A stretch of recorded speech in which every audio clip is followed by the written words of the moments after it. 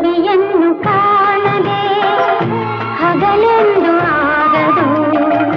ನಿನ್ನನ್ನು ನೋಡದೆ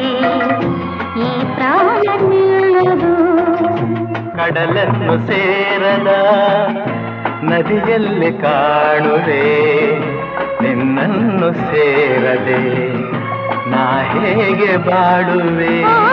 ವಿರಹದ